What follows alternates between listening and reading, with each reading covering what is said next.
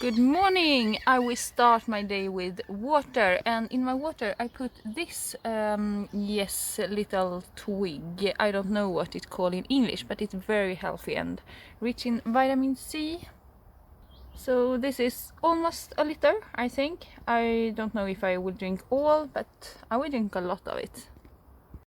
So today I will start my day with a cherry moya. And this is one of my favorite fruit. It really smells amazing, so I'm looking forward to this. This cherry moya was absolutely delicious. So I don't eat the seed, and I ate part of the skin.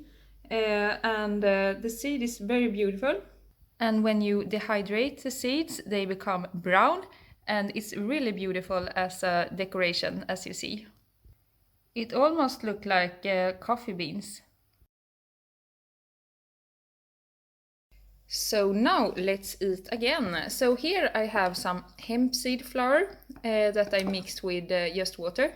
I think it's really delicious by its own, but I like to dip some celery in here and some apple. I just like to spread it on the top.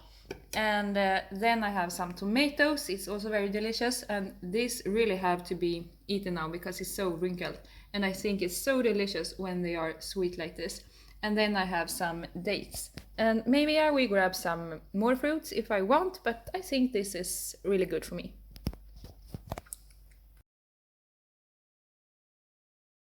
So now it's lunchtime and I will make a smoothie. I'm not a fan of smoothies actually, but I think it's really good to have smoothies when you don't have so much time to eat. Because raw food is not pre-digested, so it takes longer time for you to eat that, because volume is bigger and it's more for you to chew because of the fiber, and it's more water rich. So if you cook the food, you actually pre-digest it. And you can do that by raw food too, by blending it. So yes, that's what I'm going to do today. And the great thing about blending is that you can throw in more greens. So today I want dandelion greens I have picked in the forest. So it's really healthy and nice together with fruit, I think. So I will just show you what's more I have in my smoothie. So it's smoothie time. So here in my mixer I have some soaked flax seeds. I have one pear, one apple, and I have some frozen bananas here, vanilla bean, dates, and I picked some dandelion greens in the forest. So a splash of coconut water, and I am ready to blend. And let's go!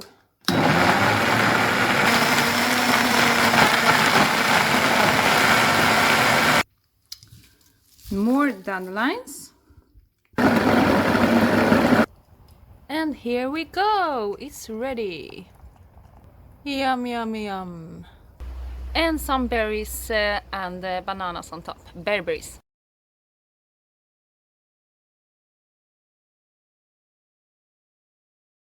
So I will have a little snack. So I have some tahini and some bee pollen, and then we just mash it. So here we go.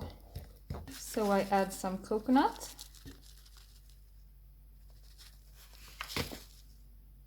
And I make some little balls of this. And I will roll it in coconut. So now my 1 minute snack is ready. So let's make dinner, and I will put in my food processor some zucchini, celery, carrot, bell pepper, and a little bit of olive oil. And that's it, I think. And the middle part here is the most nutritious. So in with this here. And the middle part of the zucchini, I just can't put this in the food processor because it's too delicious. So I have to eat it by its own. So this is my snack while I do my dinner. So here we have it, just blend it. So look at this, it's just perfect, I think. So here we have it, and I will serve it with some lentil sprouts and avocado. And I will also have some buckwheat crackers and some, I don't know what they call it in English. I pick it in the forest here in Sweden.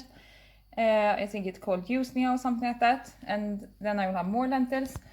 And here, I'm not sure about the English name, but I think it's ground elder or something like that, you call it. Yeah, these little leaves. It's very delicious. So yeah, here we have my dinner. Oh, a little piece of carrot. Yum. So the usnia I have here, I think it's called usnia, I will call up that. I pick in the forest. It's a kind of a mushroom flavor. It's a bit earthy, and I think it's like umami. It's bring umami to the dish. So I will just sprinkle on top, as you see. It's very crunchy and delicious. So yes, and I did put a bit of olive oil in here. I'm not a fan of using oils because the body don't like extracts. So you should eat olives instead of olive oil. But if I put olives in here, or if I put avocado in here, or nuts and seeds, I think the dish will feel a bit heavy. So that's why I like to have the avocado on the side instead and eat my fat sources, not mix this in here. So I just have a little bit of olive oil, and you don't need even a teaspoon because it's so dense. So I just have half a teaspoon, and that will actually brings out the flavor of the dish. So that's enough. And I think that you can eat a little bit of oils in the diet. Not too much, because if you eat too much oils in the diet or too much fats, it can block the glucose, how you say it? Glucose absorption. So that's not what you want. That's not a good thing. So that's why I like to not have oils in my diet. But a little bit together with raw vegetables is okay. And raw vegetables, when you eat raw food, you can eat a little bit more fat compared if you eat cooked food, because raw vegetables will actually flash it, so it don't stays in your system and makes problem. And because olive oil or any other oil is very dense and is 100% fats, the body don't like extracts. So it's like with everything, the body don't like extracts.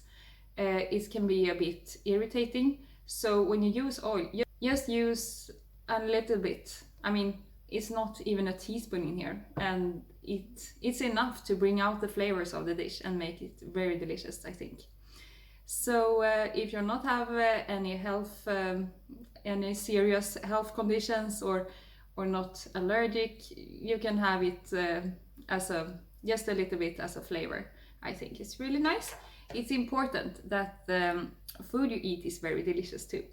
So you have to find a really good balance between that. So now I will just enjoy this for dinner, and I will eat it with some cracker.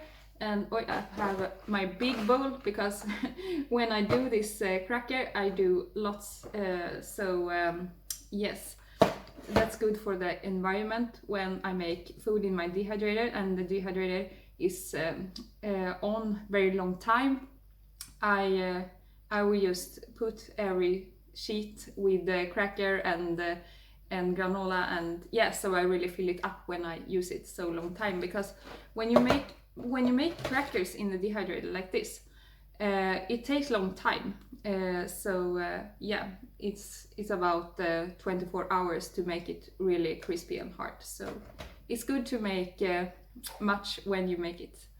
So yes, and I will have more lentil sprouts, of course. As I said, I really love these lentil sprouts, and you can grow them long, so they have a little leaf, and you can also eat it just like after soaking if you're not too